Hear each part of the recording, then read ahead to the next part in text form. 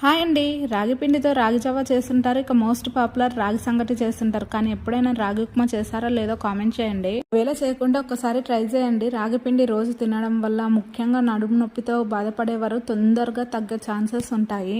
ఉప్మా ఎలా చేయాలి అంటే ముందుగా ఒక బౌల్ తీసుకొని మనకు ఎంత క్వాంటిటీ కావాలో అంత తీసుకొని నీళ్లు పోసి ఉండలు లేకుండా కలుపుకొని పక్కన పెట్టుకోవాలి. ఒక బాండి తీసుకొని ఆయిల్ వేసి హీట్ అయ్యాక జీలకర్ర ఆవాలు వేసి ఎండుమిర్చి పచ్చిమిర్చి వేసి ఆనియన్స్ కూడా వేసి బాగా మగ్గ పెట్టేసుకోవాలి. తర్వాత కరివేపాకు టమాటా వేసి అది మగ్గాక వాటర్ వేసుకోవాలి. నేనైతే ఒక కప్పు రవ్వ ఒక కప్పు రాగి పిండి అయితే తీసుకున్నాను కాబట్టి 4 కప్పులు వాటర్ వేసుకుంటున్నాను. ఒక పొంగు వచ్చాక ముందుగా రవ్వను వేసి 2 నిమిషాలు మగ్గ పెట్టేసుకోవాలి. పెద్ద ఫ్లేమ్ లో మంటను పెట్టేసుకొని రాగి పిండిని వేసి కలుపుతూనే ఉండాలి. లేదనుకోండి గడ్డ కట్టేస్తుంది అనమాట. అసలు కొంచెం కొత్తిమీర కరివేపాకు 10 నిమిషాలు మూత పెట్టేసుకొని మగ్గనిచ్చుకొని వేడివేడిగా ఉన్నప్పుడే తింటే సూపర్ టేస్టీతోనే రాగి ఉప్మా అయితే రెడీ అయిపోయినట్టే. మీరు ఎప్పుడైనా తిన్నారో లేదో కామెంట్ చేయండి. వీడియో నచ్చితే మీ ఫ్రెండ్స్ కి ఫ్యామిలీ మెంబర్స్ కి షేర్ చేయండి. ఉంటాను.